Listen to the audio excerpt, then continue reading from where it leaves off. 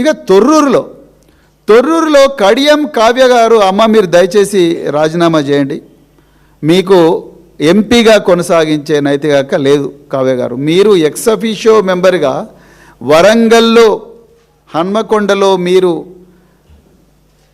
Register చేయించుకొని మళ్ళా సడన్గా తొర్రూరు ఎట్లా చేయించుకుంటారు? ఒకటే వ్యక్తికి 2 ఓట్లు ఏ రాజ్యాంగంలో ఉన్నది కావ్య గారు? కడియం శ్రీహరి గారు మీకు చెప్పలేదా ఈ విషయం? రేవంత్ రెడ్డికి ఎట్లాగో రాజ్యాంగం గురించి తెలియదు, ఆయనకు తెలిసినంత అరాచకం, రౌడీయిజం. మరి ఒకటే ఎంపీకి 2 ఎక్స్ అఫీషియో ఓట్లు, లేకపోతే 2 చోట్ల ఎట్లా ఉంటుంది? ఒక దగ్గర మీకు ఓటు ఉంటే 2వ దగ్గర డిలీట్ చేసుకోవాలన్న కనీసమైన ఇది ఉండాలి కదా. రేపు పొద్దున నా ఓటు ఈరోజు కాగజ్ నగర్ నుంచి నేను నార్సింగ్కి షిఫ్ట్ చేసుకున్నా, నార్సింగ్ నుంచి కాగజ్ నగర్ షిఫ్ట్ చేసుకున్నా, ఒక దగ్గర ఓటు వస్తే ఇంకో దగ్గర ఆటోమేటిక్గా డిలీట్ అయిపోతుంది. మీ దగ్గర 2 ఓట్లు ఎట్లుంటాయి?